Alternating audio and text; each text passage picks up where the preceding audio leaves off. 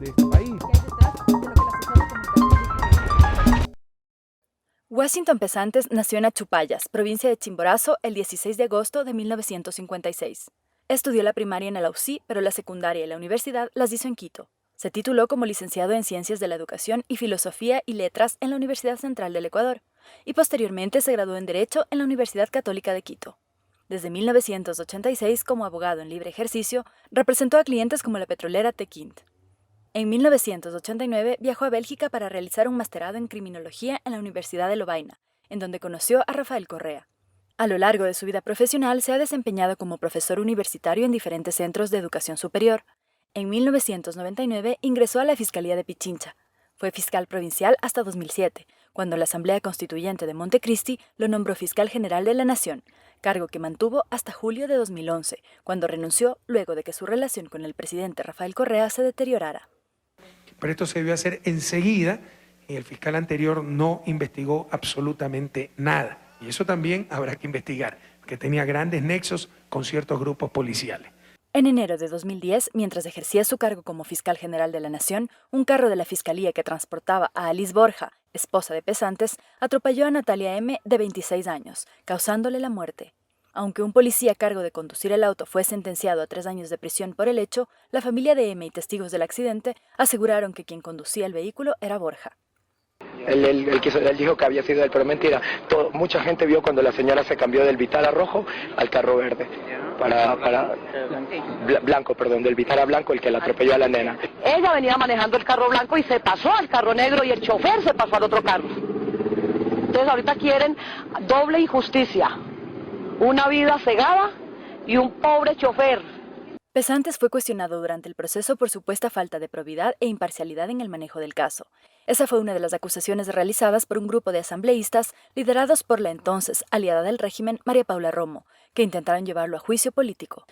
Hay varias cosas graves que tienen que ver con el abuso de poder, con la manera en la que se usan los dictámenes y además con la falta de comportamiento imparcial del fiscal. Esto relacionado, por ejemplo, al lamentable caso del accidente de su esposa, que no es por eso que va a juicio. En ningún lado se hace un juicio político por un accidente de tránsito, pero la reacción de la Fiscalía fue una muestra más de la cadena de abusos que se están cometiendo. Además del caso M, el fiscal fue acusado de incumplimiento de funciones y responsabilidades específicas dentro de la etapa procesal y procesal penal de las personas que tienen fuero y la conducción de las políticas generales de la Fiscalía para lograr sanciones justas e impedir la impunidad, la violación de normas legales y constitucionales en relación con la selección de los funcionarios de la Fiscalía, el diseño y reforma de reglamentos y la estructura interna de la Fiscalía con el objeto de favorecer a determinadas personas, y la organización de la estructura de la Fiscalía según intereses personales.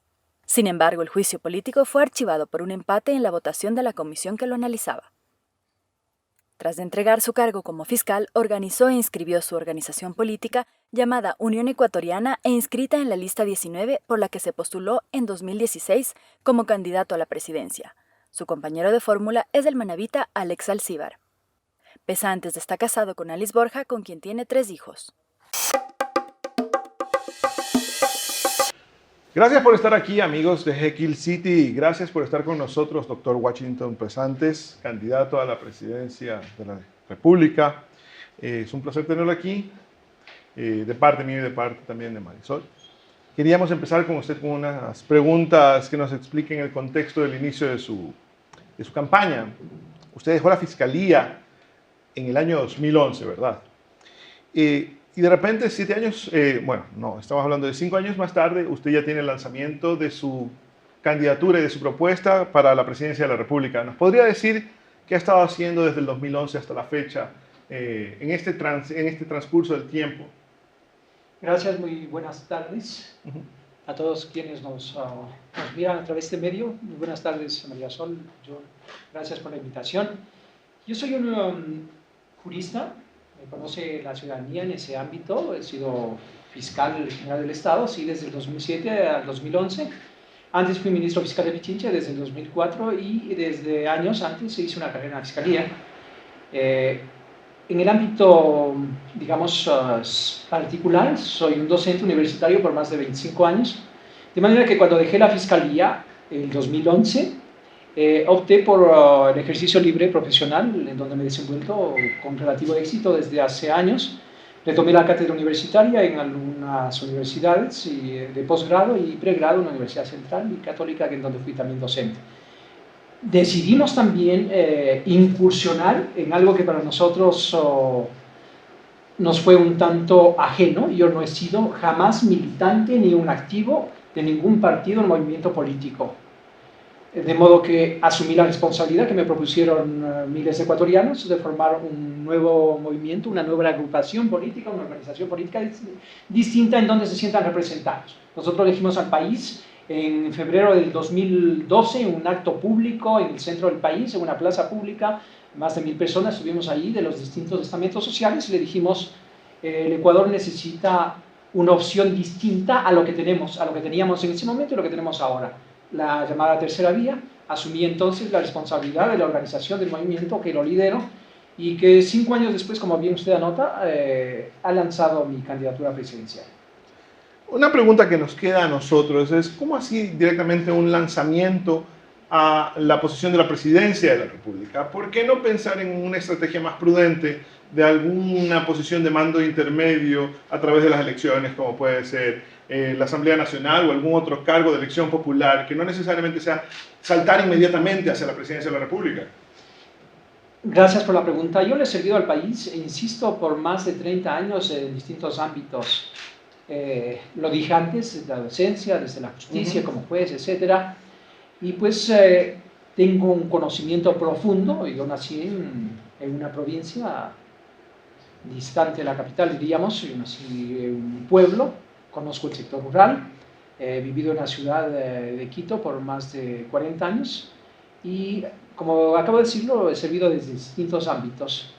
No nos pareció en el movimiento que sea apresurado el lanzamiento, ni que vaya más allá de la prudencia. Si tenemos un conocimiento de la realidad nacional y tenemos propuestas que hacerlos, ¿por qué no hacerlos ahora que el país necesita de gente nueva, distinta? Más aún yo no creo, María Sol, yo no creo en las carreras políticas. Las famosas carreras políticas en nuestro país ha sido un deambular en distintos puestos, en distintos gobiernos, con distintas camisetas, y eso es lo que el pueblo repugna.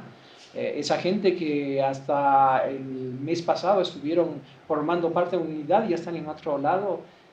Si esas son las carreras políticas, definitivamente yo no creo en las carreras políticas, por eso que le hemos puesto al Ecuador una alternativa nueva, distinta, diferente.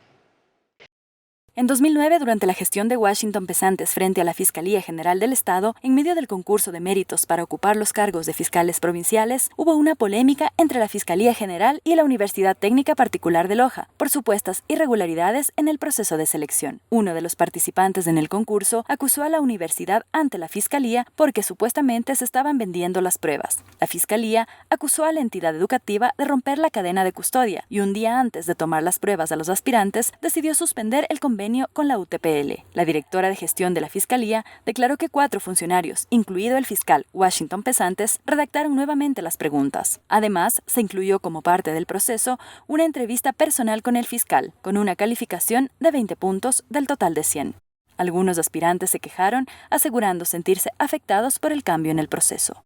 ¿Qué le diría usted a los votantes ahora con respecto a esto, considerando además que me parece que ese fue uno de los temas que la Asamblea utilizó para un intento de llevarlo a juicio político? Sí, yo asumí la Fiscalía y teniendo en cuenta que había un déficit de fiscales y de personal en la Fiscalía, toda vez que yo creé 100 fiscalías en el país, había necesidad entonces de incrementar el personal.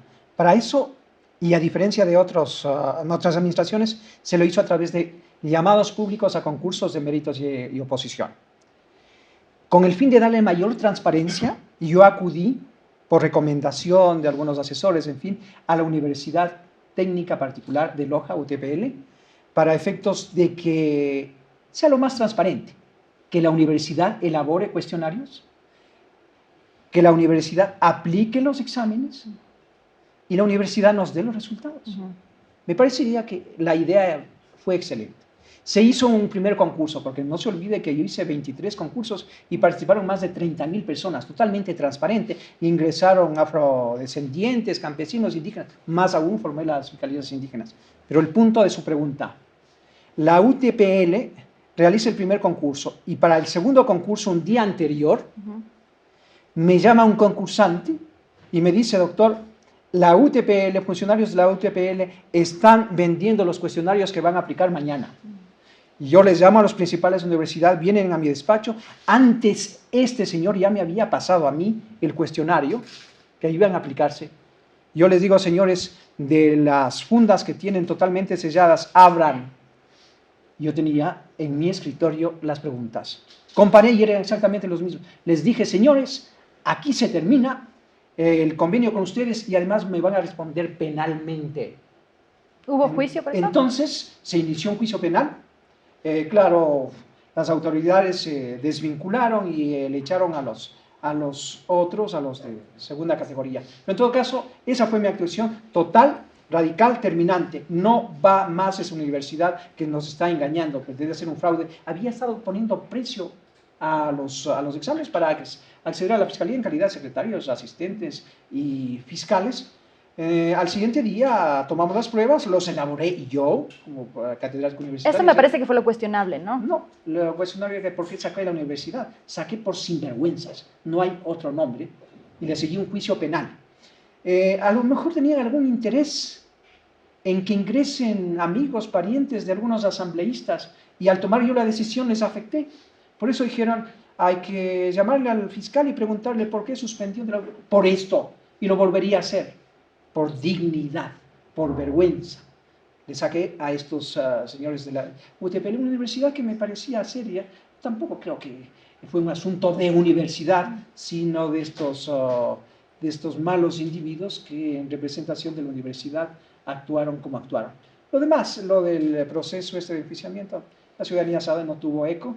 Fue interés con el de apoyo 4 del país, o 5 ¿no? personas. Sí, ahí fue que el presidente le dio el respaldo público a usted. El presidente Correa. Sí, me dio un respaldo porque sabía de mi forma de ser, de mis actuaciones, y pues todo esto era intrascendente, más aún cuando yo había iniciado en la Fiscalía investigaciones que afectaban a algunos asambleístas y sus familiares. ¿A quién es, doctor? Un asambleísta que tenía acá una concesión de frecuencia, eso también es totalmente ilegal, porque le dieron una repetidora y él apareció con una radio acá. ¿A qué asambleísta, doctor? Usted lo sabe, no hace falta decirlo.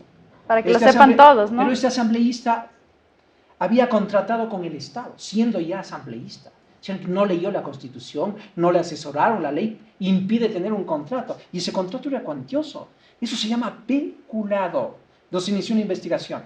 Hay otro asambleísta que fueron de las 3 o 4 que trataron de hacer daño a la figura del fiscal. Ese asambleísta pues tiene parientes poco deseables. Ese pariente en una de sus tropelías contrató con el gobierno anterior del señor Gutiérrez en 5 o 6 millones de dólares viviendas en el B. Nunca entregó ni las viviendas ni devolvió el dinero. La fiscalía avanzó en proceso penal y entonces esto causó disgustos, pero como yo fui fiscal, no para omitir, para ser cómplice de la corrupción, enjuicié. Y ellos se levantaron, y la ciudadanía sabe. ¿Pero terminaron estos procesos penales que sigue la Fiscalía, que menciona, por ejemplo, contra los familiares de los Desde asambleístas luego, que en mi menciona? administración siguieron muchos procesos, pero la mayoría de ellos, cuando yo dejé la Fiscalía, pasaron al archivo, porque el señor Chiriboga, que me antecedió, que fue escogido por el gobierno en un falso concurso para que esté al frente de la Fiscalía, pues los archivó todos. Los casos de peculado contra 3 ministros de este gobierno, Deportes, Agricultura, Salud, caso Petrobras, en donde uno de los investigados era Chiriboga, pasaron, corte cervecera, pasaron al archivo. Entonces no me extraña que esos asambleístas que buscaban que salga el fiscal habrán estado felices, sin duda. Y miren, uno de esos asambleístas puso de director en la Fiscalía, director administrativo financiero, a un arquitecto amigo de él. El principal asesor de Chiriboga es un ingeniero agrónomo, es una entidad que se entiende que no solamente se debe ser abogado, sino especialista en materia penal. Eso es lo que ha hecho las manos de la Revolución Ciudadana en la Administración de Justicia. A mí no han tenido nada más que decirme, que ha hecho un concurso y que ha dicho que la UTPL, si podría volver sobre ese juicio y meterles presos a esos sinvergüenzas, los volvería a hacer. ¿Y qué dejó de hacer usted, doctor? Yo dejé de hacer lo que han hecho muchos, meter las manos en la Administración de Justicia. Yo le di personalidad, institucionalicé la Fiscalía. respeté la decisión de los fiscales. Yo encontré creo que 200 fiscales y dejé con un número promedio de 750 fiscales. En América Latina, el Ecuador tenía el menor número de fiscales, 2.8 por 100.000 habitantes. Yo, como soy una persona que investigo y que conozco, le dejé al Ecuador con 7 fiscales por 100.000 habitantes, que no es mucho, no es Estados Unidos, pero se crearon todas las fiscalías. Yo creé en 100 cantones las fiscalías. Claro, pero seguimos un poco en lo que Toda hizo. ¿Qué le faltó hacer, doctor? ¿Qué me faltó hacer? Recuerdo que hubo un momento, un caso sobre el tema, el caso en el que se investigó el quiebre de Filambanco, y usted no se quiso pronunciar antes de que se pronunciara la Corte Nacional de Justicia por el cambio del delito de peculado a falsificación de documentos. Ese también fue uno de los motivos por los que intentaron llevarlo a juicio. ¿Qué pasó ahí? No, en absoluto. Los casos del feriado bancario, cuando yo llego a la Fiscalía a comienzo de 2008, yo llego en diciembre del 2007, luego de ganar un concurso de méritos de oposición con 30 puntos de diferencia sobre quién me seguía, pero el Congreso de la partidocracia nombró al tercero de la terna. Yo llego a la Fiscalía y comienzo a mover los casos de corrupción, no solamente contra los señores Isaías, sino contra 14 banqueros prófugos que tenían orden de extradición. ¿Pero en qué quedaron eso? Y yo lo impulsé, yo fui a Estados Unidos, fui al Departamento de Estado, y bueno, cuando yo salí, el Departamento de Estado negó la extradición. Pero ¿cómo no va a negar la extradición si el señor Chiriboga hace de abogado de los señores Isaías? ¿En qué? Estoy hablando de un caso muy práctico. Cuando Pedro Delgado sale del país y está en el avión, recibe los correos de su amigo, el fiscal Chiriboga, y le dice: Pedro, yo te voy a poner un abogado, que es el doctor Peña, Caupolicán Ochoa. Ayúdame en el caso que te vengo pidiendo en Pagram. En Pagram es una empresa que fue incautada a los señores Isaías, que tenían a nombre de terceras personas, como siempre. Ayúdame. Cuando se fue el señor Delgado, en Pagram, que debía millones al Estado, dejó de ser incautada. Es decir, él ha estado realizando tráfico de influencias en favor de los señores Isaías. Pero lo que me sorprende es que cuando le dicen al señor Chiriboga: ¿y qué es lo que usted estuvo haciendo? Eso no está correcto, le dicen los periodistas. Dice: no, yo estuve velando por los intereses de prestigiosas familias guayaquileñas. Y le preguntan al presidente, y el presidente dice: a mi primo no hay que creerle nada. Por Dios, ¿en qué país vivimos? Esto no es Macondo, ni es Jauja. De manera que dejo absolutamente clara, actitud totalmente vertical, frontal contra la corrupción bancaria. Nada de eso tuvo que ver con esta iniciativa fallida de llamarme a un hipotético juicio político. ¿Usted tiene la evidencia de estos chats que usted menciona? Si lo puedo indicar, si usted me da 2 minutos, lo puedo indicar, porque está publicado en las redes sociales, los periódicos lo replicaron, y utiliza inclusive un lenguaje no apto para un fiscal, y habla de los sapos y no sé qué. Usted se ríe porque usted conoce lo que yo estoy diciendo y sabe que eso es cierto. De manera que María Sol, no sé yo decirlo, pero no habrá sido una actitud perfecta, porque no hay cuestiones perfectas, pero creo que cumplía cabalidad con el encargo que me hicieron de ser el fiscal general al que llegué luego de una carrera, insisto, y de defender los intereses de la ciudadanía, de luchar con la corrupción, de institucionalizar la Fiscalía del Estado, que luego que yo salí está donde está. Doctor, en otra parte también nosotros tenemos, nos llama mucho la atención el caso de la ex asambleísta Nivea Vélez, que denunció que usted no había dado seguimiento a las denuncias realizadas por ella para investigar el manejo de recursos del IES durante la presidencia de esta institución por parte de Ramiro González. ¿Usted podría darnos una explicación al respecto por qué no se dio paso a esta solicitud?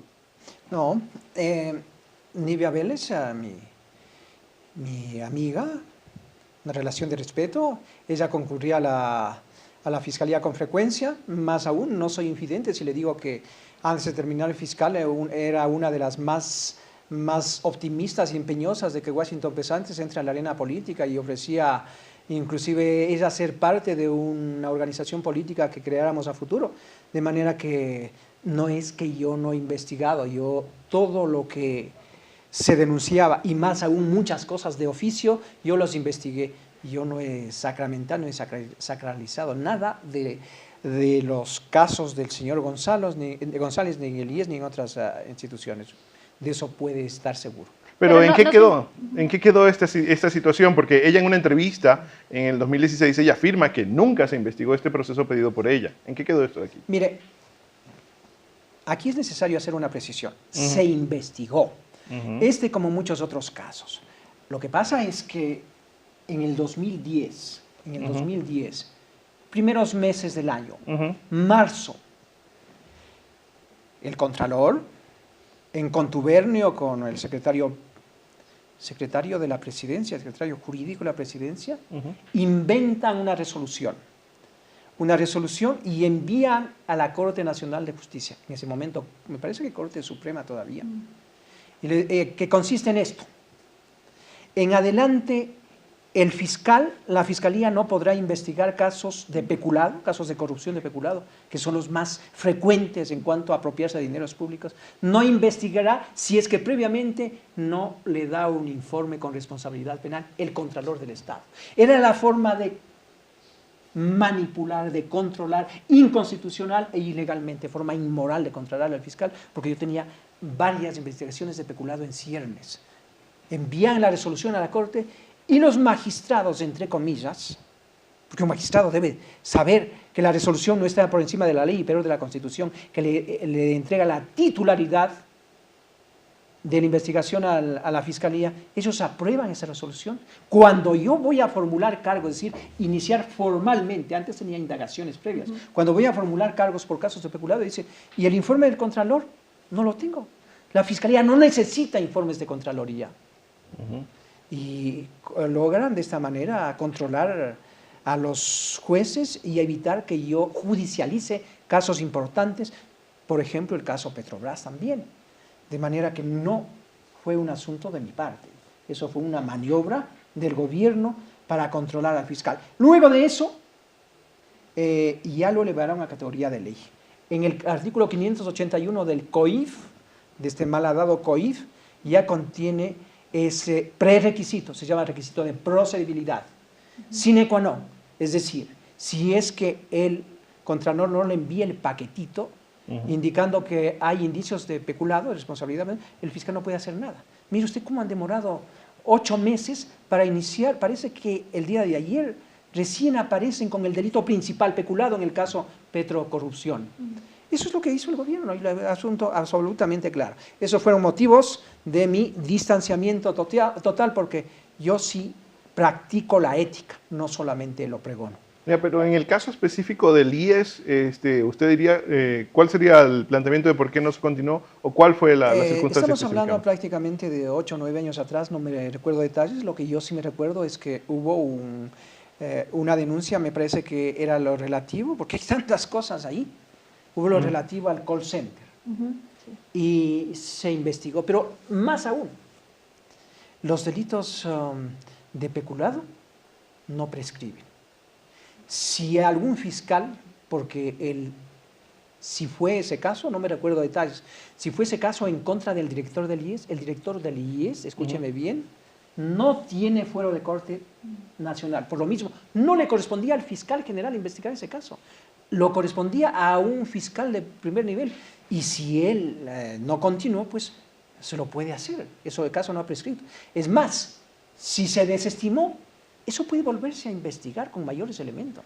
Yo he visto con desazón, con vergüenza ajena, como en una mesa como la que estamos ahora, cuando se presentó el señor González y el presidente de la República, se acusaron mutuamente, y tú recibiste dinero de empresarios para tu partido, pero tú recibiste dineros de los señores Isaías para tu campaña. A los 3 días, por arte de magia, aparece el Contralor y entrega a la prensa y los diarios del país dicen 6 o 7 casos de peculado en la administración del señor González serán investigados. ¿Qué pasó con eso? ¿A quién están engañando? ¿Lo utilizan como un anzuelo? En definitiva, yo no tengo absolutamente nada que ver con esos casos, los investigué, me granjeé en amistad. Llegué a investigar el caso Cervecería y pedí medidas en contra del mismo presidente de la Corte Cervecera. De manera que no he tenido temor, no me han temblado absolutamente en ninguna extremidad para investigar los casos de corrupción que se dieron en otros gobiernos y que se han repetido en este gobierno de la Revolución Ciudadana. Doctor, y en el caso de las ambulancias con la ministra de Salud, Caroline Chang, ese también quedó un poco suelto, ¿no? No quedó suelto. Quien comenzó la investigación fue el fiscal general del Estado. Y acusó al fiscal general del Estado. Pero usted acusa ante los jueces. Si los jueces les exoneran de responsabilidad vía sobreseimiento provisional y definitivo, pues no es un problema suyo. Yo tuve enfrentamientos, desde mi punto de vista, jurídicos con la Corte. Mire usted, en el principal caso de narcotráfico de este país, jueces de la Corte salieron y de 25 años dijeron usted queda libre, 0. Pero quisieron al siguiente día entregarle todos los bienes. Y yo inicié un proceso penal en contra de los jueces, tuve que enfrentar a una sala de la Corte, terminé destituyéndoles, y así como muchas otras. De manera que de mí no ha faltado. No soy ni de lejos responsable de no haber impulsado, todo lo contrario. Cuando yo salí, en el caso Corte Cervecera contra miembros de la Corte Constitucional, fue el señor Chiriboga y acusó creo que a los conserjes, pero a los otros quedaron en paz y fueron nombrados en otros. Pero de alguna manera las presiones de las que usted hace alusión a su momento de la presidencia, cambiar este tema para que se necesite un informe de Contraloría, etcétera, impiden de alguna manera ejercer el cargo en la Fiscalía con total libertad. Impiden totalmente. Ante eso, ¿qué debía hacer el fiscal? Yo impugné la resolución ante la Corte Constitucional, ante la Corte Nacional y pedí que reconsideren. Reconsideraron algunas cosas que no habrían incurrido ni siquiera estudiantes de Derecho, como por ejemplo, que haya informe previo para casos de peculado bancario. ¿Qué tiene que ver la Contraloría con peculado bancario? Entonces, como les dice ver, las omisiones, las negligencias, la mala fe en que incurrieron, eso cambiaron, pero lo demás lo dejaron intacto por petición del señor Alexis Mera. Pero después, yo acudo a la Corte Constitucional y le digo, señores, esto es manifiestamente ilegal e inconstitucional, suspendan los efectos de la resolución.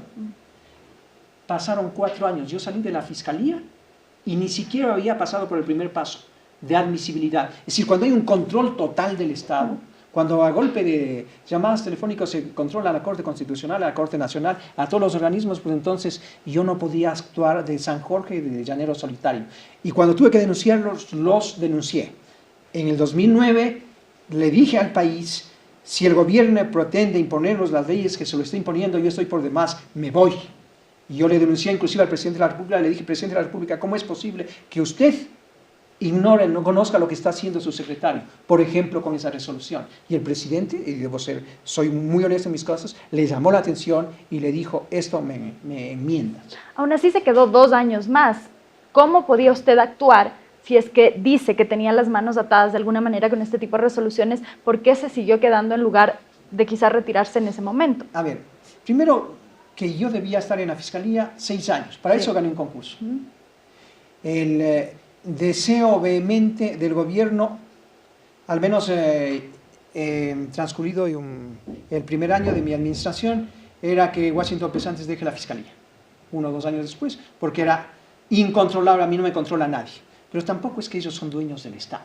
Yo más de una vez le dije al país, si esto se impone, si el ministro de Justicia, si el ministro del Interior pretenden meter las manos en la Fiscalía como el 13, yo me voy como el 13. Y así lo hice después. Cuando llamaron a ese pseudo concurso, yo, pudiendo haber ganado un concurso, porque yo sí estoy preparado, yo soy profesor universitario en esa materia, si tengo una especialidad en esto, decidí irme. Tampoco es cuestión de que usted salga corriendo y decir, el último cierra la puerta. Yo hasta el último tomé decisiones y eso es lo que correspondía desde mi punto de vista. Pero en este contexto, ¿usted renunció o lo hicieron renunciar? Ni lo uno ni lo otro. Se valieron de una transitoria en la Constitución de Montecristi que decía que el Consejo de Participación Ciudadana, este mamotreto que ellos crearon copiando la Constitución venezolana, llamará a concurso de méritos para autoridades de control, en definitiva, Contralor, Fiscal. Decidieron apurar el concurso, fue el primer concurso, para que yo sea reemplazado. De manera que estuve menos de 4 años al frente de la Fiscalía General del Estado, lo ejercí con la transparencia, con la verticalidad que el pueblo ecuatoriano me conoce. Usted dijo, doctor, que cuando era fiscal, Alexis Mera lo llamaba mucho a presionarlo. ¿Usted nos podría decir en qué casos específicamente lo presionó? Yo no soy una persona que actúe por presiones ni me dejo presionar. No he dicho que no son mis palabras que me llamaban mucho ni que me llamaba a presionar. Yo lo que le dije más de una vez es que quería intervenir. Alguna vez sí me insinuó direccionar cierto caso. Yo no me presto ni para impunidades, tampoco para persecuciones. No, claro, no hemos dicho que usted haya cedido ante esa presión. Ese es el antecedente. Si estoy al frente de la Administración de Justicia Penal, no puedo contaminarme por influjos de carácter político, por afectos o desafectos. Él sí pretendió hacerlo, yo puntualmente paré esa injerencia cuando supe que él después acostumbraba a llamar a los fiscales inferiores. En ciertos casos le volví a llamar y decir, no voy a permitir, en la próxima vez, si hay próxima vez, te voy a hacer entender. Y más aún, cuando alguna vez se tomó el nombre del presidente de la República y dijo que pensaba el presidente, yo dije, este momento le voy a llamar al presidente para ver si es verdad lo que tú estás diciendo, y en verdad no, el presidente no tenía ni siquiera conocimiento. Pero ¿en qué casos hubo estos intentos por parte del doctor Mera? En el caso concreto de los casos que habíamos iniciado, del 30S, ahí hubo pues un direccionamiento que finalmente lo lograron. Cuando yo salí, además de archivar los casos de corrupción, armaron, y el país lo conoce, una comisión de investigación de los casos del 30S, con 3 adherentes del movimiento político Alianza País, con 3 activistas del movimiento de la Alianza País. ¿Cómo es posible que habiendo un organismo constitucional y doctrinariamente titular y encargado de investigar como es la Fiscalía, se nombre una comisión ad hoc de afectos al gobierno, de activistas del gobierno, para que investigue el caso 30S? Y el fiscal de poco hace de secretario. Lo he visto con pena cómo anduvo en las cámaras de televisión, no me deja mentir, llevando papeles, haciendo una especie de secretario ad hoc de esa comisión. Esa comisión, luego de sus investigaciones, emite un informe reservado, en donde dice, o confidencial, en donde dice, a este policía hay que sancionarle, a este hay que absolverle, a este juez hay que cambiar, a este fiscal hay que ratificarle, a este hay que promocionarle. Ese es el informe, esa es la justicia revolucionaria. Entonces, en esos casos quisieron intervenir, yo me opuse, mi actitud ha sido vertical, frontal, no impunidad, pero tampoco persecución a palo de ciego. Uno de los últimos hechos que conoció fue esta especie de contradicción o debate público cuando el presidente sale a decir que por qué no se ha investigado o por qué no se hizo la reconstrucción de los hechos, y el señor Chiriboga les llevó 5 años después a reconstruir, le prestan un bastón, le dan una cámara, y el presidente, en su desconocimiento del derecho, particularmente el derecho penal, sale y dice, ¿por qué no se ha investigado, por qué no se hizo este acto antes de, si al siguiente día se levantaron las evidencias, al día siguiente se reconstruyeron, se reconoció el lugar de los hechos, se reconstruyeron los hechos? No era imprescindible que vaya el presidente y se preste para ese sainete. Es como pretender que a la víctima de una violación se le lleve a la reconstrucción. Eso ya sale de cualquier concepción de sentido común. Eso es lo que han hecho, de manera que, insisto, mi actuación ha sido totalmente clara. Doctor, pero concretamente, ¿qué quería Alexis Mera? ¿Qué le pedía? ¿Cuál era su pedido directo? Sí. Yo no sé por qué razones o motivos él creía que condenen a unos y absuelvan a otros. Vaya usted a saber las razones que lo impulsaban. ¿Pero en qué, concretamente? En los casos estos. El 30S. En los casos del 30S. Y en algún otro caso que no quiero mencionarlo, igual ha habido interés en que yo no investigue ciertos casos de corrupción, porque según la percepción, la filosofía de algunos de los cortesanos de Palacio, es que si yo investigaba y se hacían públicas casos de corrupción, iba en desmedro del prestigio, entre comillas, o de los votos de la Revolución Ciudadana. Pero entonces, si hacemos esos cálculos, no debe haber instituciones del Estado. Ya que estamos hablando un poco de las relaciones con la Revolución Ciudadana, usted sabe bien que José Serrano, el exministro del Interior, es quien está encabezando la lista de los asambleístas por parte de Alianza País, y es muy probable que él llegue a la asamblea. Es de conocimiento público que ustedes no tienen una muy buena relación. Si usted llegase a la presidencia, ¿cómo pretendería usted colegislar y negociar con alguien con quien mantiene una relación tensa? El doctor Serrano, lo evidencian los hechos, ha incurrido en algunos actos, no lo estoy diciendo yo, en algunas travesuras que en un régimen democrático, constitucional y se presume de derechos, no debería hacerlo. Mire usted esta portada, ¿a qué cámara le indico? Historias de espionajes. Un agente que ha contratado el doctor Serrano, en su calidad de ministro de Justicia en ese entonces, un agente revela cómo se investigaron las cuentas del fiscal general. Siempre anduvieron tras mío. Por eso es que el presidente alguna vez salió y dijo, aquí están las cuentas, ¿qué quieren? Eso está absolutamente claro.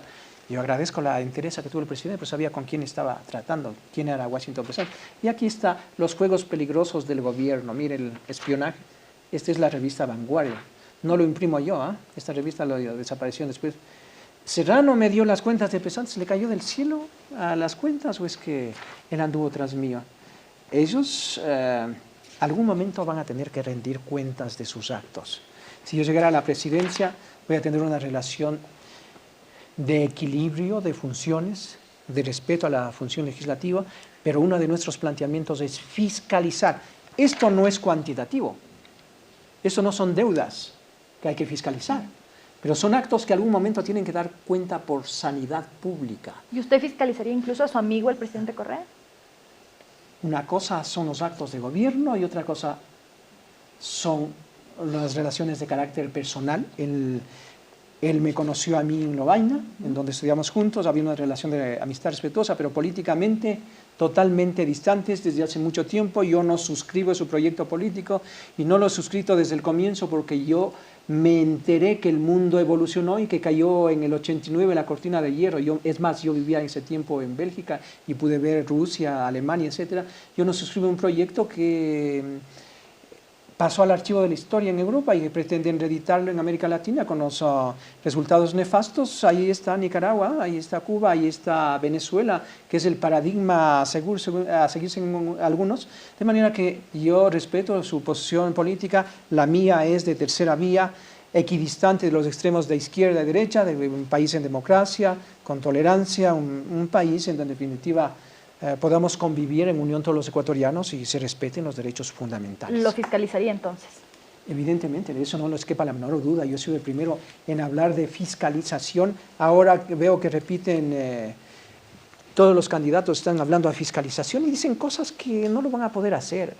¿Cómo puede usted fiscalizar si mantiene el mismo fiscal, si mantiene el mismo contralor, los mismos superintendentes, si mantiene a los mismos jueces que fueron puestos por la Revolución Ciudadana, muchos neófitos? Hay uno que otro, por excepción, que en una reestructuración podrían seguir, pero la gran mayoría debe irse a sus casas. Pero eso implicaría un cambio en la forma de elección, de nombramiento de las autoridades, evidentemente, ¿no? Hay que cambiar la forma de elección de las autoridades. Eliminaría el Consejo de Participación Ciudadana. Hay que llamar a una consulta popular para que el pueblo ecuatoriano dé luz verde a una asamblea constituyente. Si no, no se puede desarmar todo este andamiaje jurídico, constitucional y jurídico. Llamaríamos a otra constituyente, aunque la otra tiene apenas 6 años, 8 años. Desde 2008, desgraciadamente estamos en la 20ª Constitución. Si hay una Constitución más que hacerlo, habrá que hacerlo, porque en contenidos, en declaraciones dogmáticas o doctrinarias, de acuerdo que es una Constitución bien copiada de otras partes, con contenidos importantes, simplemente declarativas, pero en cuanto a estructura del Estado, esta es una Constitución destinada a mantener la hegemonía de un partido político, del partido único, de Alianza País, y controlar desde el Ejecutivo como controlan todas las funciones del Estado. Pero regresando entonces, después de tener todo lo que usted ha incorporado a la pregunta, regresando a la pregunta original, ¿cómo ve usted la posibilidad de poder empujar la gran empresa de querer llamar a una asamblea constituyente nuevamente, teniendo como mínimo, como jefe de bloque, a una de las personas con quien usted mismo ha demostrado que tiene una relación bastante áspera y bastante difícil, considerando que si llega a la asamblea estará con inmunidad parlamentaria? Mire, primero que esa es una hipótesis. No estamos ante el hecho real de que, como usted ya le nombra jefe de bloque, John, o que ya no, pero, a ver, yo tengo mis dudas, pero en todo caso... Pero es la hipótesis más adversa que deberíamos considerar. Yo no soy de persona de prejuicios ni de venganzas. Pediría fiscalización y en lo que esté al alcance del Ejecutivo lo realizaríamos sin, insisto, sin venganzas, sin persecuciones.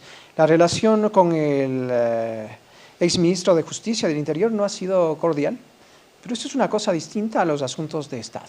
¿Qué le parece lo malo de la Constitución actual? ¿Usted nos podría decir qué le parece mal de la Constitución actual? Muchas cosas. Nosotros somos herederos de un sistema presidencialista heredado de los Estados Unidos. El sistema parlamentario europeo tiene otras bondades. Nosotros heredamos a partir del siglo XVIII este sistema. Desde 1830 tenemos un presidente de la República. Aquí se ha sobredimensionado, se le ha dado muchísimos poderes al Ejecutivo. Y la Constitución del 2008 los ha incrementado aún y ha puesto una serie de barreras que impiden la fiscalización, que dan paso a la corrupción. Uno de los principales problemas de este país es la corrupción. Si cuantificamos un 20-30% del presupuesto del Estado, se va en corrupción. Entonces, usted tiene que desarmar ese hiperpresidencialismo, ese presidencialismo sobredimensionado. Por ejemplo, ¿cómo puede en un sistema presidencial el presidente tener la espada de Damocles para advertirles, para chantajearles muchas veces? Si ustedes no están de acuerdo, yo disuelvo el Congreso. Disuelvo al Congreso y llama a nuevas elecciones. Inclusive, más de una vez, se les ha amenazado a los mismos miembros de Alianza País. ¿Cómo puede ser posible que para que usted llame a juicio político a las principales autoridades tenga que pasar una serie de trámites de organismos que controlan, como la Corte Constitucional controla el presidente de la República? Que para destituir un ministro de Estado requiere una mayoría calificada de 2/3 partes. Por eso es que no se fiscaliza absolutamente, por eso ningún ministro ha ido ante el Congreso Nacional. Pero eso le salvó a usted también del juicio. Yo fui a la asamblea. Claro, pero la mayoría, ¿no? Yo fui a la asamblea o a ese especie de congreso que quedó... es que no fue, ni siquiera fue una asamblea nacional, fue un grupo de legisladores que vinieron de Montecristi y que se instalaron acá en Quito para legislar, ¿no es cierto?, con el señor Cordero a la cabeza. Pero era la asamblea nacional. A ver, ellos me convocaron, como hacen llamados ahora es de todos los días, pero en ese momento llamé mucho la atención porque el fiscal era una figura pública que tenía el reconocimiento de la ciudadanía, entonces había que hacerle daño desde el mismo interior del gobierno. Vaya a ver en dónde están esos amigos que tenía el gobierno antes. Entonces me convocaron al Congreso, fue una exposición, votaron ahí, e inclusive miembros de la oposición no apoyaron ese juicio político. De manera que no ha sido ni el gobierno. Y le puedo dar nombres de personas que no dieron paso a ese proceso, de manera que nada me ha salvado. Es más, dicho sea de una vez y por todas, algunos querían que yo vaya al Congreso Nacional o a la Asamblea Nacional, como quieran llamar, porque cambian de nombres cada vez y cuando hay una nueva constitución, para tener plataforma política, para salir del anonimato o para golpear a una figura que en ese momento se creía que es cercano al presidente de la República. Yo no he sido ni cercano ni lejano. Cercano en la relación de amistad, que es otra cosa. Pero era cercano, el presidente lo defendió a usted públicamente. Bueno, pues si... No una, varias veces. A ver, pero si usted por principios tiene que defender a una persona, no hace falta que sea cercano. Evidentemente yo lo conocía desde hace más de 20 años. El presidente sabía con quién está tratando, y el primer presidente tuvo, sí, el gesto importante de decir, están hablando de cuentas y cosas. Aquí están las cuentas del fiscal. Yo mismo he pedido que me investiguen y aquí está. ¿Qué eran mis cuentas? Una cuenta corriente del Banco de Pichincha que la mantengo desde hace más de 30 años y una cuenta de ahorros. Y dijo, el fiscal por sueldos ha recibido en los últimos 10 años tal cosa. De manera que yo evidentemente reconozco que tuvo una actitud noble el presidente, pero no es pues la defensa que sin la cual yo dejaba de ser fiscal. Además, yo sí, insisto, por un concurso Y no he vivido yo de la función pública, yo he tenido un ejercicio profesional exitoso, he prestado servicios al Estado y aspiro a seguirlo prestando. Si el 19 de febrero la gente vota por la lista 19, por esta nueva opción, entonces es un compromiso con el país, no hay un interés personal. Doctor, a mí me llamó la atención, usted hace un momentito mencionó que usted no es un hombre de dogma, sin embargo en su página oficial, en la que podemos ver su plan de gobierno, dice que su principal valor es Dios sobre todas las cosas. Ahí me hago una pregunta, ¿quién va a gobernar? ¿Usted o usted con la mano en la Biblia? ¿Va a gobernar según sus creencias religiosas? ¿Cómo va a ser eso? Mire, María Sol, yo quisiera que me indique si en mi plan de gobierno hay una mención a Dios. Y eso no existe. Pero yo le voy a decir que soy una persona formado en un hogar cristiano, católico, y yo soy un cristiano que podría ser un mejor practicante. Yo soy de los cristianos que van los días domingos a la misa. Si usted quiere encontrarme en la Concepción, me puede ir a encontrar, o en Santa Teresita, o en Shostla, voy siempre a misa. Yo trato de ser una buena persona, porque la religión no es que inventa dogmas. Hay ciertos valores que, sin ser patrimonio de la Iglesia, le inculcan a uno desde joven. Yo soy un cristiano. Pero la Iglesia es un tema, la religión es un tema muy personal. ¿Cómo gobernaría usted separando sus creencias en temas, por ejemplo, le voy a mencionar, y aprovecho para hacerle la pregunta que hacemos a todos los candidatos? Desde la Revolución Francesa y desde la Revolución Liberal hay una separación Iglesia-Estado. Pero como en este gobierno claramente podemos ver que no hay, le pongo por ejemplo, por ponerle nuestro actual gobernante, él ha gobernado en base a sus creencias, tema aborto, tema matrimonio igualitario. En el caso suyo, ¿cómo gobernaría? Aprovecho de una vez y le pregunto, ¿cuál es su postura? ¿Aborto, matrimonio igualitario y legalización de las drogas? Mire, yo, por mi formación, es más, sí, estudié en la Universidad Central, laica, Universidad Católica Jesuita, he sido profesor en las dos universidades, lo sigo haciendo en alguna de ellas. De manera que he visto las dos posiciones, un hombre equilibrado, pero le debo decir, respecto de estos temas, hay algunos avances importantes. Por ejemplo, el reconocimiento de la unión de hecho entre parejas del mismo sexo, es decir, las mismas consecuencias de carácter civil, comercial, de bienes, de manera que aquí hay un avance que yo respeto. Yo, por mi formación humanista, creo que el Estado debe, tal como están en otras constituciones, debe proteger la vida del ser que está por nacer desde la concepción y mientras... Estaría en contra del aborto. Mientras Dios le dé la posibilidad. Estaría en contra del aborto. Creo que en ciertos casos es admisible la posibilidad de interrumpir el embarazo. ¿En qué casos? Pero esos temas, en los casos de violación, ¿estaría a favor del aborto en caso de violación? Obviamente, debe haber un diagnóstico médico como existe en otros países. En los casos de que esté en peligro la vida de la madre o del ser que esté por nacer, eso dice la racionalidad. Pero fundamentalmente quiero decirles, John y María Sol, que estos temas, aborto, matrimonio igualitario y hay algún otro tema... legalización de las drogas. Estos sí, siendo temas fundamentales, deben ser objeto de una consulta a la ciudadanía, porque ahí no se puede imponer el criterio del presidente de la República. El presidente debe ser lo suficientemente democrático y abierto, pluralista, para escuchar la opinión de la ciudadanía. De manera que esos temas muy delicados, más allá de lo que conciba, de lo que piense el presidente, deben ser objeto de una consulta a la ciudadanía. ¿Usted convocaría una consulta? Definitivamente. Si se consulta para otras cosas que son menos importantes, ¿por qué no? Si está de por medio la vida de un ser humano. Yo tengo otra pregunta que me llamó mucho la atención. Me parece que fue en el programa de Carlos Rojas que usted dijo: habría que sacar las faldas del Ministerio de Defensa, es una institución técnica, ¿no es cierto?, encargada de la seguridad externa del Estado.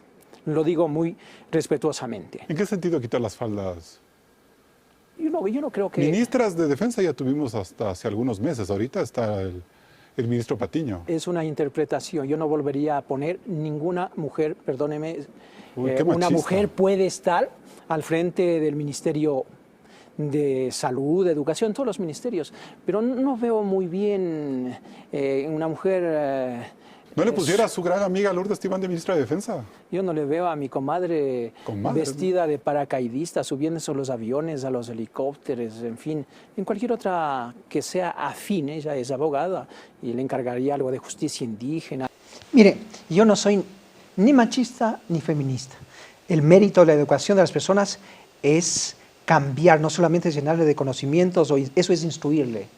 Yo tengo una formación que no prioriza ni lo uno ni lo otro. Ante una pregunta que se me hizo, yo di una respuesta y dije más o menos esto. Hay que sacar las faldas del Ministerio de Defensa.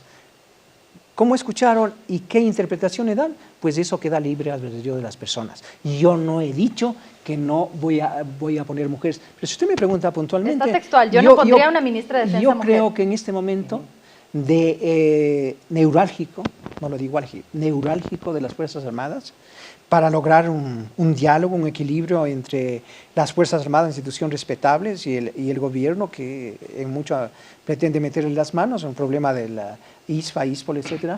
Y yo quisiera dialogar, tener como parte en el análisis a una persona que conozca, que tenga trayectoria en las Fuerzas Armadas.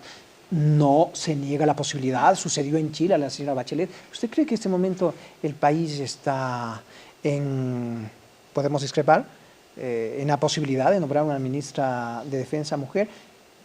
Particularmente yo creo que no, pero eso no niega, no hay nada de machista, no niega la posibilidad que en el futuro pueda una misma mujer, que ahora ya están ascendiendo a grandes generales, que a mí desde luego me complace, he sido profesor de la Escuela de Policía y de las universidades, me complace. ¿Por qué no puede estar al frente? Doctora, ¿Por qué no puede ser comandante general? Mujeres en la fuerza. ¿Por qué no puede ser comandante general del ejército una mujer si llega a ese grado? Hay 1.173 mujeres, ¿ninguna de ellas estaría capacitada para poder dialogar con usted como ministra de Defensa? Esa es su afirmación. No, le pregunto. Si llega a los más altos grados, tiene un grado de respetabilidad, de reconocimiento de los miembros de la fuerza y reconocimiento también de la ciudadanía. ¿Por qué nombrarla? Si aquí no se trata de ver si es mujer o... Pero usted está diciendo que por mujer no la... Lo que yo he dicho y lo que yo he dicho dentro de mis declaraciones... ¿Va a perder el voto de todas las mujeres, doctor? No, todo lo contrario. Yo me he ganado justamente por ser equilibrado. Y he dicho claramente, en contexto con esa pregunta,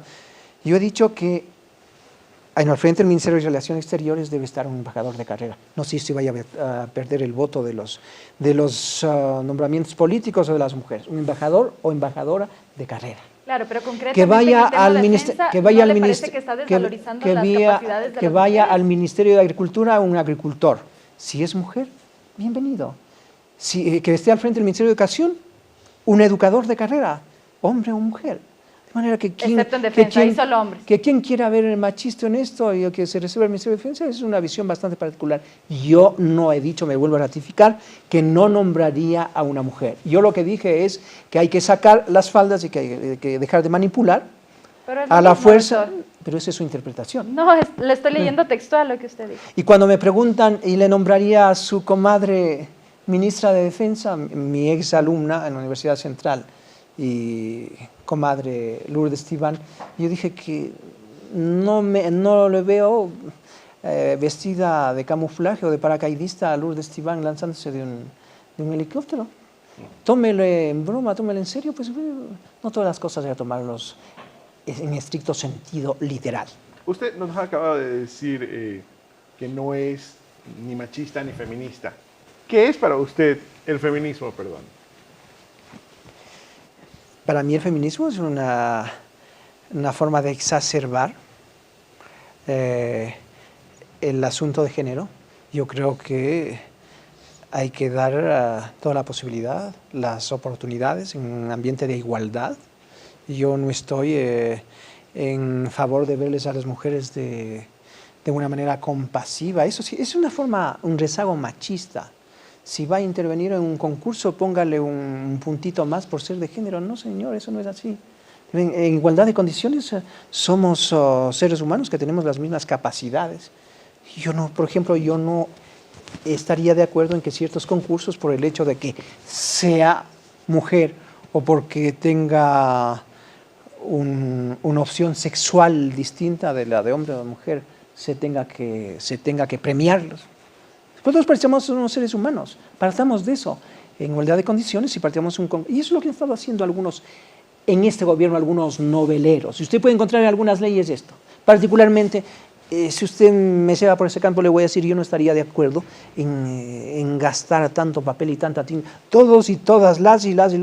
La Real Academia de la Lengua acaba de pronunciarse que por asuntos de género no deben estropear la lengua. Algunos son excesivamente feministas en cosas tan banales, tan intrascendentes. Creen que han ganado espacio diciendo de todos y todos. ¿Se ratifica y algunos, que no pondría una mujer al frente de defensa? No he dicho eso. Está y grabado, entonces, doctor, no me haga preparar esto para ponerle el video. no me voy a ratificar en algo que no es puntual. Yo he dicho que en este gobierno hay que sacar las faldas Pero del es lo mismo. ministerio. ¿Cuál es la diferencia? O Eso explíqueme entonces a qué se refería con sacar las faldas del ministerio. Será motivo de otro análisis más amplio e inclusive un poco privado. Y esperamos que en ese momento también se pueda ver que el feminismo no es solamente, como usted dice, premiar a las mujeres o ponerlas por encima de los hombres, sino que se trata de hablar de una lucha de derechos de igualdad. Exactamente, esa es la lectura adecuada. La persona que estuvo al lado mío, como usted está en esa... Yo sabía evidentemente la reacción, ¿sí? Pero eso es elemental. Eso se podría ver como una forma de machismo. Yo le dije, considera como usted considera, y yo sí creo que hay que respetar a las Fuerzas Armadas. Pero el hecho de poner a una mujer al frente es irrespetar a las Fuerzas Armadas, doctor. Y mira qué intrascendente. Ayer vi en alguna publicación y dicen, hay 4 temas difíciles. Hay un candidato que habla que está a favor de la pena de muerte. Y junto a eso, que es la vida de las personas en manos de qué jueces, le ponen la cosa intrascendente de las faldas del ministerio. ¿Le parece intrascendente? Es intrascendente totalmente el comentario. Intrascendente desde el punto de vista que le dan una interpretación que no corresponde a la realidad. Que conste que no ha dado respuesta a usted, ¿no? Sobre la posibilidad de tener una mujer al frente de las Fuerzas Armadas. Mi esposa es médico, mi hija es médico. Y tiene mi hija otra todavía hija y no quiere poner al frente, dice que es un irrespeto a las Fuerzas Armadas tener una mujer. Yo creo que pondría a mi esposa, que es médico, al frente de las Fuerzas Armadas. Pero no tiene nada que ver, porque como le estoy diciendo, ¿cómo es que no tiene nada que ver? Hay más de 1.100 mujeres que están formándose en las Fuerzas Armadas. Y hay generales graduadas mujeres. Pero yo no he dicho nada de eso. ¿Qué no dijo? A ver, yo, que hay que sacar las faldas, todo lo contrario de lo que está diciendo. Que hay que sacar las faldas para respetar a las Fuerzas Armadas. En calidad de ministro.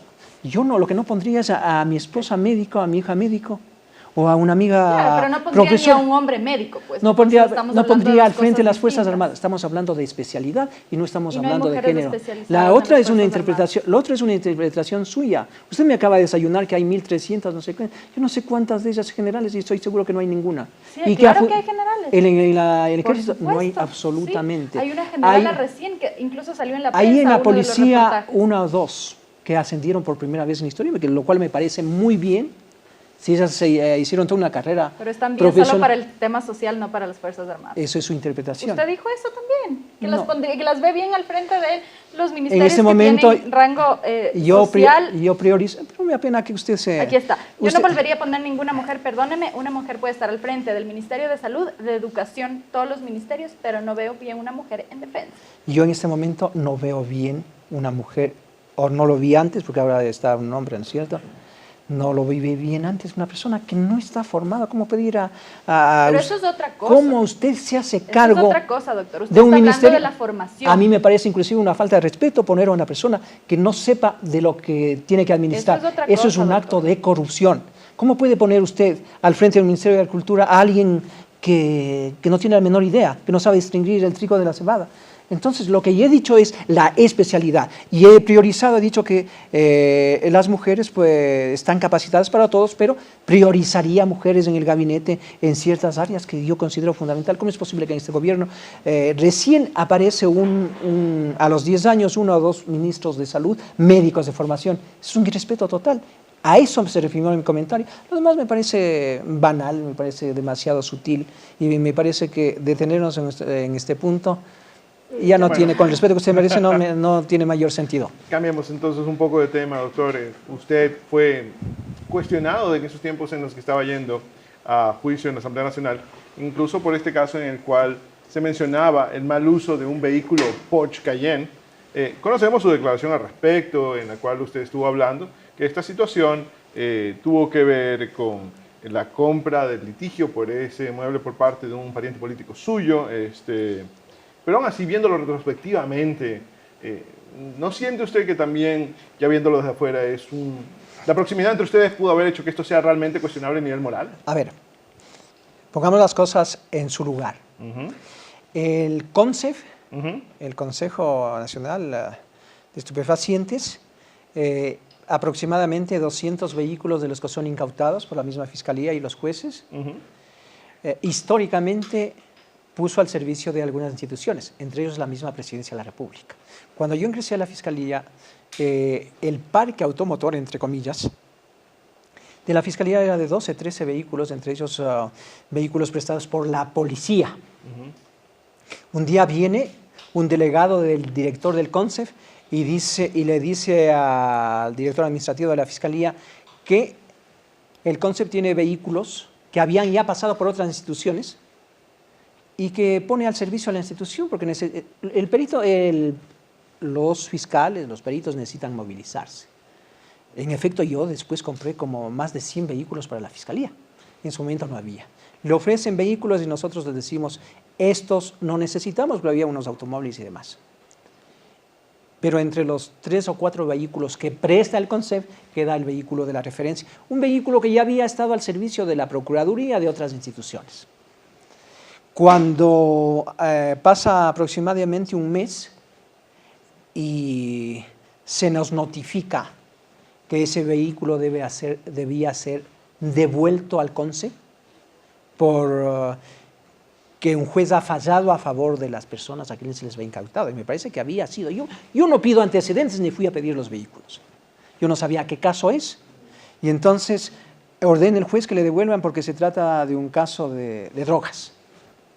Como los jueces permanentemente, algunos jueces están beneficiando a los infractores, yo le pedí al ministro fiscal de Guayas, que manejaba ese caso, al doctor Gagliardo, que acuda donde el juez, que investigue en qué circunstancias ha ordenado la devolución de ese antes de proceder a que la Fiscalía entregue al CONCEF ese vehículo.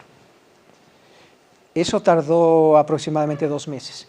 Luego de que debidamente se justificó que había que devolverse al CONCEF y luego el CONCEF a sus legítimos propietarios, que había sido, me parece que, acreedor de ese fulano, había sido un banco. Se entrega el vehículo, pero lo entrego yo, pues soy un director administrativo, financiero, las cosas un tanto domésticas, devuelven el vehículo. Hasta ahí la intervención de la Fiscalía y nada más. Que ese vehículo después, el banco acreedor y legítimo propietario, porque parece que era prenda industrial de alguna de las personas vinculadas con drogas, puede vender a quien sea. Si el señor que ha comprado el vehículo no es pariente mío, ¿no? Yo me llamo Washington Pesantes Muñoz. Después se hizo toda una telenovela que por qué se demoraron en entregar, haber sido. Yo tenía un vehículo asignado por la Fiscalía y muchas veces movilizado en mi vehículo conduciendo yo mismo. Así como viajé a pedir la extradición de los de Isaías con dinero propio, he sido muy delicado en mis actos, pero de ahí pretender que por qué no entregaron, porque se quedó un mes más el vehículo en la Fiscalía, solamente a mentes un poco calurientas se les puede... Doctor, pero fue coincidencia que comprara el primo de su esposa. Hay un refrán que dice, cuando el dedo indica la luna, el tonto queda mirando al dedo. Yo me dediqué a luchar contra la corrupción, buscar la seguridad ciudadana. Y si algunos están viendo el concurso de la UTPL o que haya comprado, le pudieron haber regalado, si él ha sido cliente, el que dice la persona que está mencionando, un médico cirujano, si él ha sido cliente del banco y el banco le vendió, pues yo qué tengo que ver. O está vedado. Es más, el señor ni siquiera vive aquí. Yo al señor no le veo casi nunca. Yo me enteré por la prensa que ese vehículo se había vendido. Pregúntele al banco, me parece que era el banco del Austro, no sé exactamente, porque en esas cosas yo no intervine. En cuanto le vendió, y un vehículo además demasiado usado, no es que le vendieron el vehículo, pero mire, los que quieren tapar el sol con un dedo por actos de corrupción dijeron que ese es un acto de indelicadeza de la Fiscalía. Ese es en esencia, juzguen ecuatorianos, el acto al que hacemos alusión. Bueno, doctor Pesantes, nosotros queremos hablar con usted, no sin antes agradecerle su presencia y con una pregunta que siempre le hacemos a los candidatos que han estado con nosotros. ¿Qué hará Washington Pesantes el día posterior a que pierda las elecciones? No me he planteado ese escenario porque nadie interviene para perder. Sin embargo, es una realidad estadística, son 8 candidatos y uno va a ser el que gane. ¿Y por qué no puedo ser yo, John? No estoy diciendo que no lo sea, simplemente estoy diciendo que las probabilidades siempre son más a perder que a ganar. Si los ecuatorianos... Y de todos modos, siempre uno debe estar preparado también para lo adverso, ¿no? Incluso como candidato, como presidente. Sí, le voy a contestar la pregunta, no se preocupe. Okay. Mire, el 60% de ecuatorianos ahora se dice que solo el 54-55%, según los publicistas, son indecisos. Es una forma de subestimar la capacidad, la inteligencia de los ecuatorianos. Lo que pasa es que los 55% de los ecuatorianos no quieren que esto continúe ni regresen los mismos de siempre. Quieren una nueva opción que nosotros representamos. De manera que ahí tenemos una posibilidad bastante grande, un segmento mayoritario de la población que sin duda va a escoger por una opción nueva, diferente, con gente que no ha estado comprometido en actos de corrupción, que no ha sido un servil de los distintos gobiernos ni se ha cambiado de camiseta, ¿verdad? Entonces, si es ese escenario, asumiremos con toda entereza la presidencia de la República. Si no es así, John, yo nunca he vivido de la política. He sido un funcionario público que es distinto a los que llegué por concurso. Yo soy un docente universitario al que accedí por concurso de méritos. De manera que al siguiente día, en la hipótesis no consentida, pero que se diera, porque eso es posible también que se dé, yo retorno a mi actividad profesional, mi actividad académica hoy en receso. Yo vivo de mis ingresos como abogado en libre ejercicio profesional, lo de las universidades es simbólico, y para mí continúa la vida, seguirá este es un proyecto político a largo aliento. No se acaba Unión Ecuatoriana el 19 de febrero. Unión Ecuatoriana es una propuesta de ideas más que de personas, y haremos política más allá del 19 de febrero, a corto, mediano y largo plazo, de manera que no se acaba la vida si eso no sucediera, en el supuesto, digo, no consentido. Gracias, doctor. Un gusto haber estado con usted, haber podido conversar con usted. Gracias, John. Y no sé si ha sido muy gustoso para usted por las últimas preguntas, pero yo sí me siento contento. Siempre es un gusto saber qué opinan los candidatos. Es más, ya me han hecho más de una vez las mismas preguntas. Yo creo que se seguirán repitiendo. Sí, a mí me sirve para aclarar ciertas dudas, como la última, que tiene una connotación de género bastante acentuada. En todo caso, estoy muy contento y gracias por invitarme, siempre a la orden. Muchísimas gracias, doctor. Gracias, Sol, y gracias a ustedes.